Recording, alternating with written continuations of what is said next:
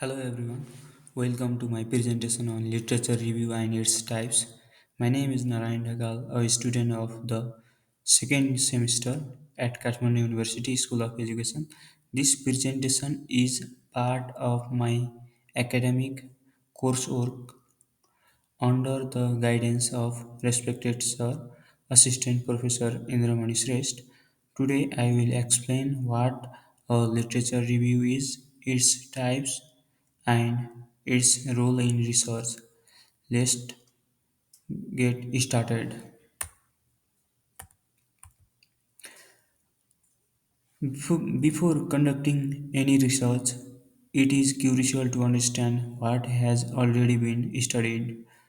A literature review is a comprehensive summary of previous research on a particular topic. It helps researchers providing context, identifying gap, and building on a strong foundation for their study. The process involves identifying relevant studies, analyze findings, and synthesizing information to present a clear overview of the existing knowledge in the field. Critical review evaluates the strength and weakness for existing literature, so critically review is important for conducting research.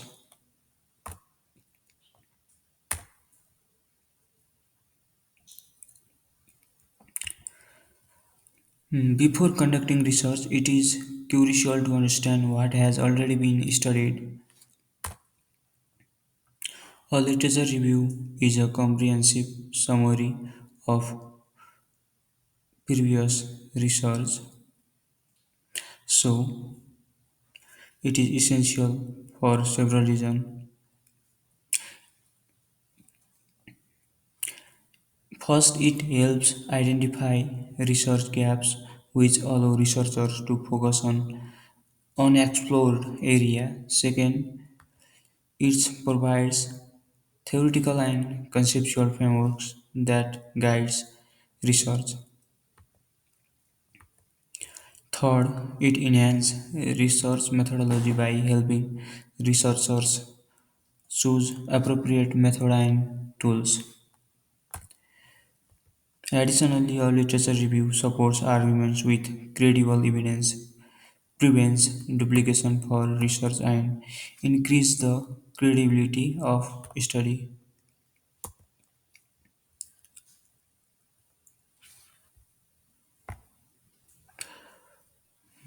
For example, if I am researching online learning, reviewing previous studies will help me understand what has already been done and what is still missing.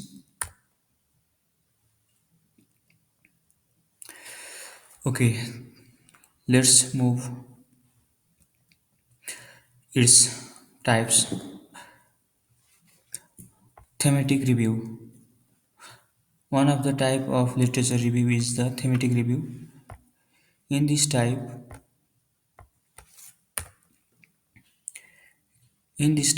studies are categorized by on requiring themes or concept.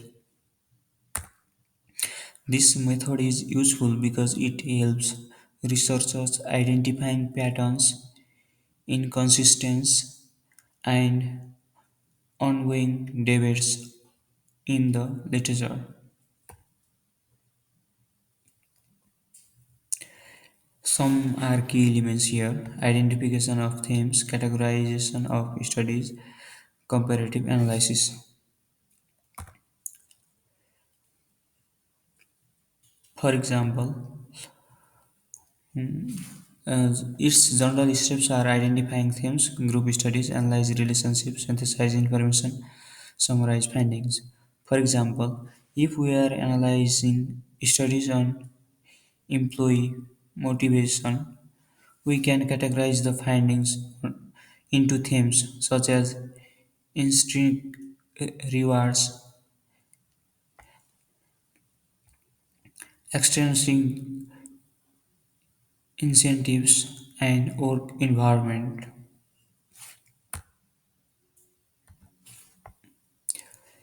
Theoretical review. It is another type of review, literature review. The theoretical review focuses on analyzing existing theories, models, and framework related to a research topic. It helps researchers understand different perspectives, identifying gaps in theories, and justify their choice of a particular framework. Comparing theories, providing a justification for research, and some are the key elements. Critical analysis of different theories, synthesis and integration, research implication. Its general steps are identify topic, search relevant theories, analyze, select, develop a conceptual framework. For example, if I am studying student engagement in online learning, I might review constructivist learning theories to see how they explain engagement. This type of review allows researchers to compare theory and build their own conceptual framework. Okay, let's move another one. Empirical review. The empirical review is based on summarizing and synthesizing findings from previous empirical studies.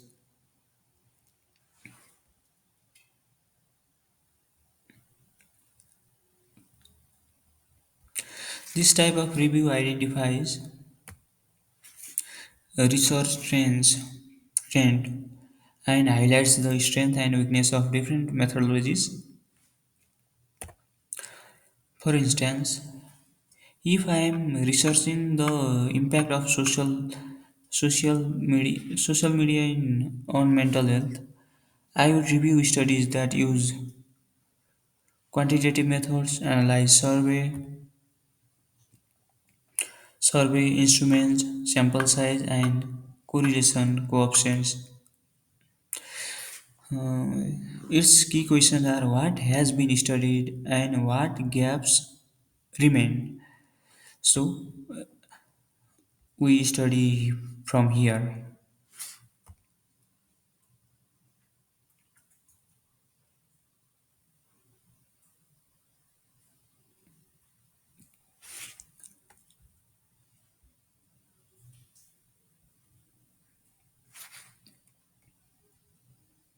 This helps in understanding what has been studied and what need further investigation. Okay, let's move another slide. Research gap identifying the unknown. A research gap refers to an area where knowledge is either lacking, incomplete, or contradictory.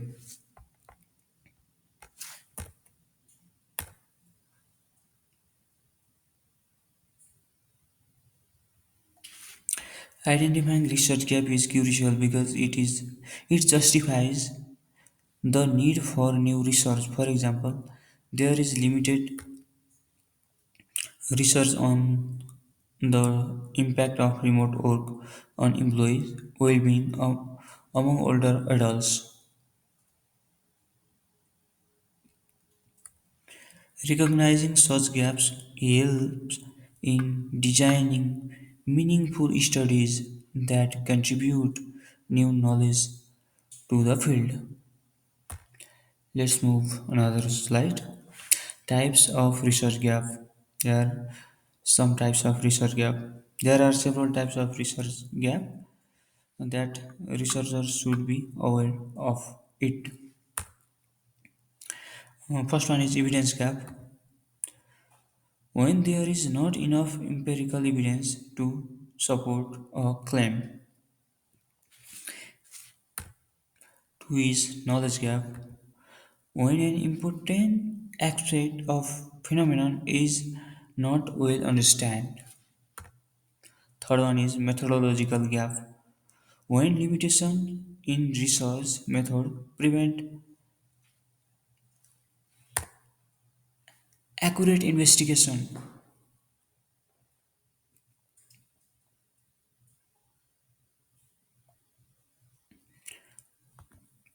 Next one is empirical gap. When existing studies have conflicting or inconsistent result, then we find empirical gap there. Next one is theoretical gap, where there is no well established theory to explain observation. Next one is population gap, when specific groups of people are not adequately studied. Next one is context gap, when research is missing in specific location or environment. So it happened. Understanding this gap helps researchers justify why their study is needed in this particular field. So this is necessary to understand for researcher. Addressing research gap. Once a research gap is identified, then next step is to address it. This involves three key actions: identifying the gap, clearly define what is missing in existing research, existing literature. This could be unexplored topic, conflicting findings, outdated theories, or methodological limitation. Next one is posing a solution. Pose a solution. This could mean using different research approach, applying a new theoretical framework. Pose a solution means describe how our research will address the gap. We have here we provide a solution. This could involve adopting a new perspective, applying a different methodology, or testing an unexplored hypothesis. Third one is linked to existing literature. So how our study builds upon previous research while contributing something new. For example, if there is no existing theoretical model that explains the relationship between organizational culture and innovation, my research can aim to develop a new conceptual model.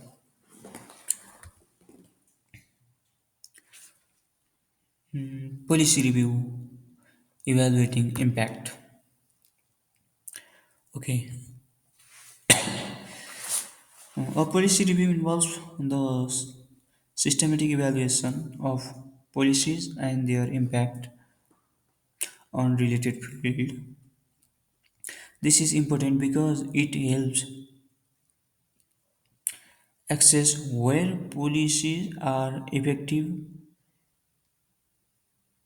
and equitable or not. A policy review also consider political, social, and economic factors that influence policy outcomes. For instance, if we want to evaluate the impact of the No Child Left Behind policy on student achievement, we could analyze standardized tests, score, graduation rate, and finding allocation to determine its effectiveness.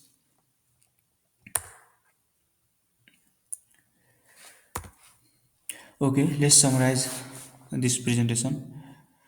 A literature review plays a crucial role in research, providing context, identifying gaps, and guiding research methodology. We explore different types of literature review, including thematic, theoretical, and empirical review.